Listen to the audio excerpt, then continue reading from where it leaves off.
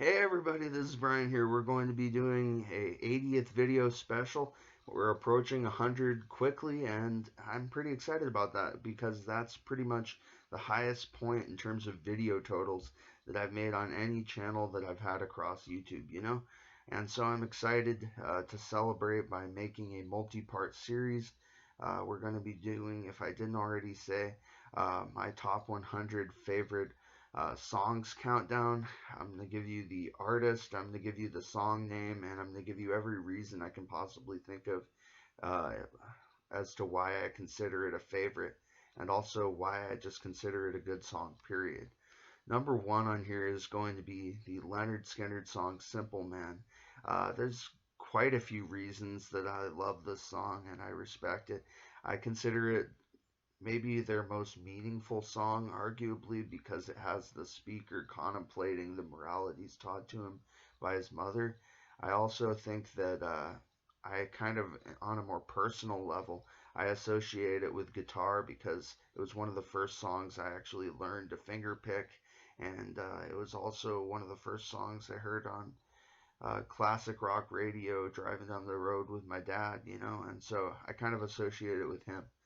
Um, anyways, yeah, let's get on to number two on here. I think this song also has a great solo.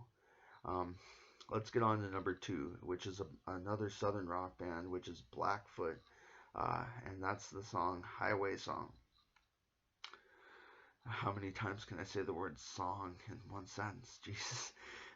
Highway Song has a fantastic solo, though, and I think that it really deserves a pedestal like songs like Green Grass and High Tides, Iron Man, Highway to Hell, um, Stairway to Heaven.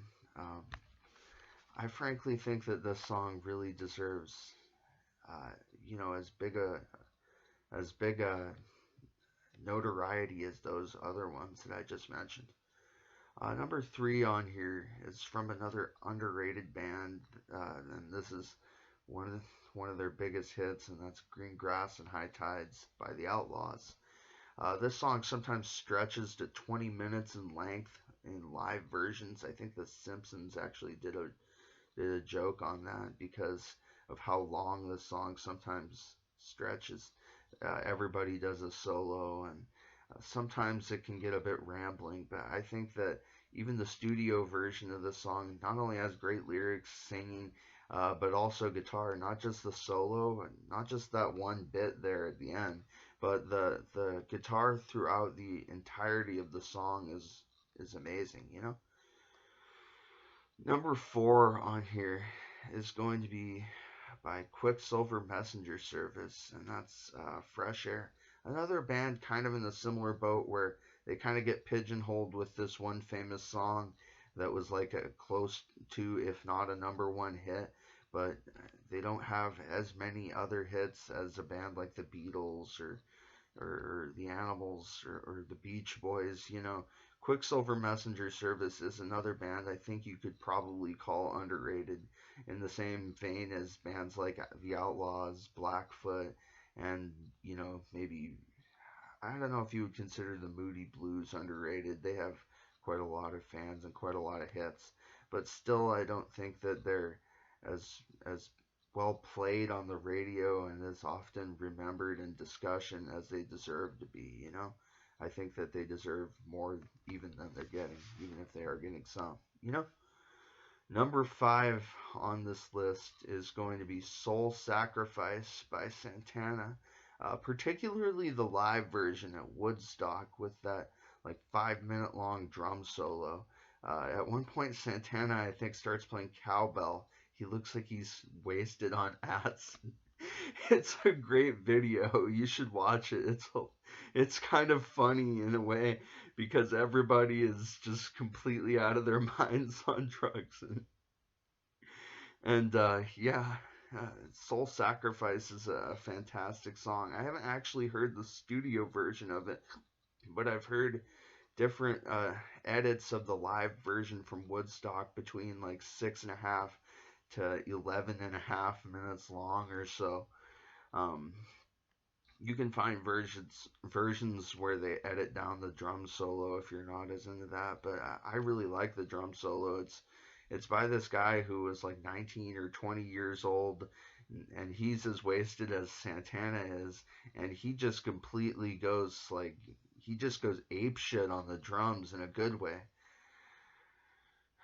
Number six on here is going to be Stevie Ray Vaughan. This is another particular live version that I wanted to showcase on the list, which is from, I believe it's called El Macambo, the concert. It's from like 1983 or 4. Um, and it's the song Texas Flood, if I didn't already mention that important detail. Um, he starts playing behind his back at one point, and the audience just looks completely incredulous. I think that the bass player next to him, I think that's actually his brother. Um, I think that the bass player next to him at one point actually looks like he's blown away. It's just this song. I know it's a cover of a blues standard, but Stevie Ray Vaughan really takes this song to the next level, and it's kind of one extended solo, so I can't tell you the solo is awesome because the whole thing is kind of a solo.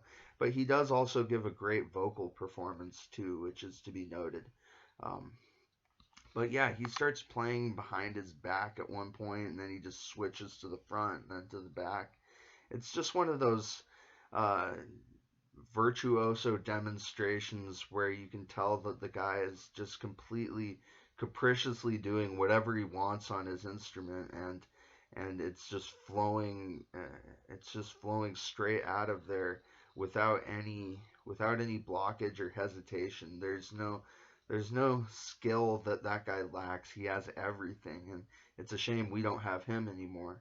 Stevie Ray Vaughan, rest in peace. Texas Flood kicks ass. Number seven on here is an underrated band I consider the Sonics. They were very before their time. They were like a garage rock band, or like they sound like an 80s or 90s band.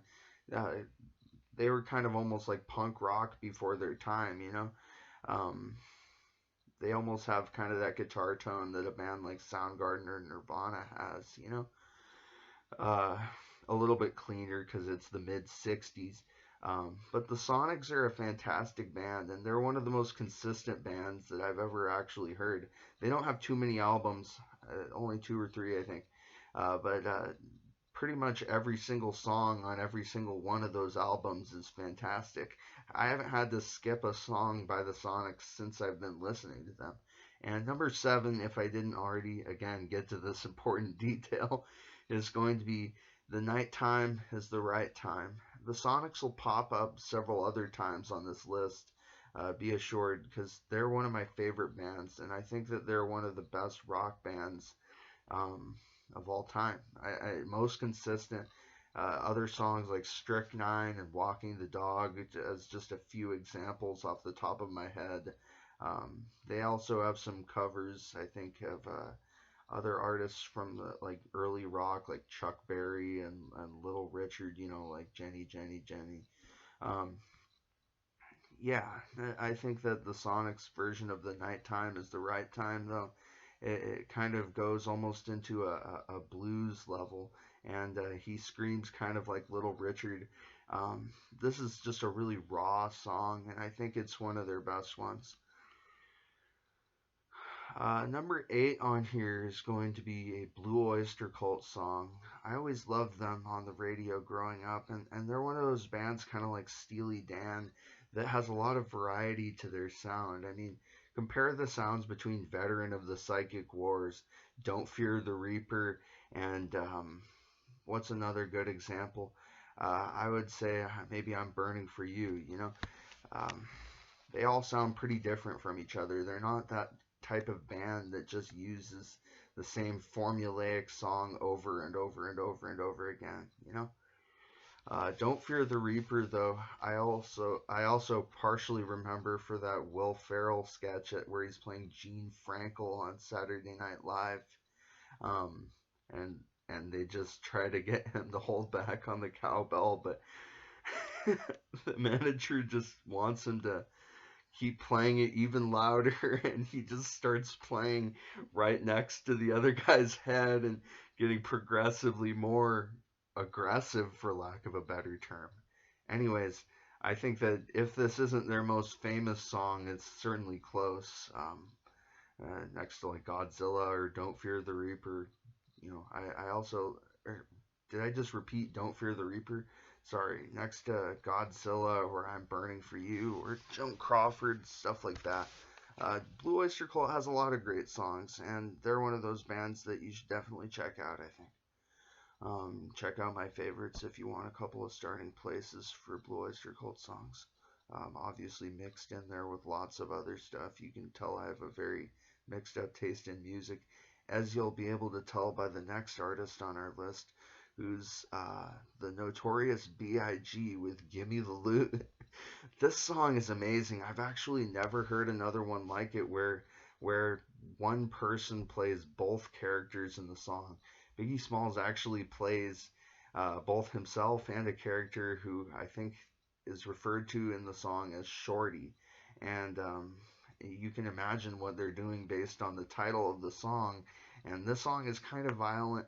Um, and the other character who Biggie Smalls is voicing in a slightly higher range, slightly higher, more nasally voice is that character Shorty. Um, I think that this song has some of the most awesome lines reeled off in all of rap, and I think it's kind of ridiculous that uh, on his first album he put this out at like track 2, and there was a couple of really really big hits on that album, but "Gimme the Loot" is one of those kind of underrated songs that doesn't even have a Wikipedia article, you know. Uh, Not that that's like the determining factor in all of success, but certainly deserves one. It certainly deserves at least some analysis and some commemoration. Let's check. Okay, we're getting close to video number 2, like in this series, part 2. Number 2, or number 10 rather, on here is going to be another rap song. It's going to be by Dr. Dre and Snoop Dogg. It ain't nothing but a G thing, baby, which is a weird thing to hear me saying. Uh, but anyways, this song is one of the, I think, more mainstream kind of pop-oriented rap songs. Even though they say that ain't nothing but a G thing, this is really one of the least gangster rap songs that I've heard, in the sense that it's not as violent, hardcore, or socially critical, portraying life in the ghetto as a song like "Gimme the Loot," or many songs by Tupac or Immortal Technique. But if you're looking for something a little bit looser to listen to or to smoke to, "Ain't Nothing But a G Thing, Baby" is a song that's uh, it's not gonna get up all in your grill, so to speak. It's not really a depressing song, so if you're looking for something a little bit more upbeat, "Ain't Nothing But a G Thing" is probably your bet in terms of hip hop. Number 11, we're going to take a hard left turn in terms of genre, and we're going to go with Laura Nyro, who's actually, kind of in that vein of, you know, uh, kind of higher range singers, I think. Like almost like Joan Baez or Joni Mitchell, I would compare her to. Nicolette Larson. She's got a lower voice than that, but I think that she's one of the uh, most underrated and unique female singers and female voices in all of music. This song is from later on in her career in the 80s, when she'd faded from the window of popularity a little bit. This song is called "Walk On By." I believe I believe the album it was on was called Angel in the Dark. Um, Please correct me if I'm getting that wrong. Anyways, Laura Nyro, though, has a beautiful, beautiful voice.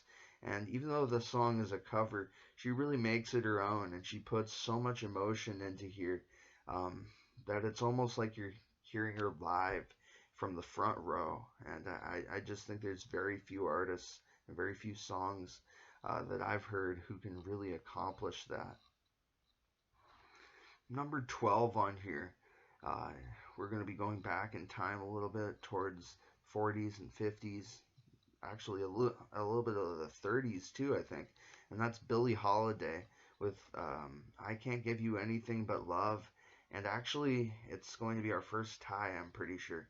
And that's going to be uh, I Can't Give You Anything But Love tied with a song called All of Me, which are both really beautiful songs, you know.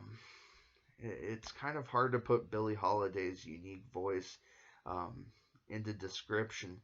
She doesn't have as much range as someone like Ella Fitzgerald, but she also has many unique mannerisms in her voice that kind of make her recognizable. She's the type of singer who's not technically gifted, but kind of kind of like a female Frank Sinatra almost. Doesn't have like the highest range or the most vocal ability, but he's one of the most recognizable people in all of music for sure. Let's check the camera so I don't start just. Okay, yeah, I'm gonna do part 2 now. Um, okay, we're on number 12. Thank you for watching, and I'll get to part 2 of this video soon. Yeah.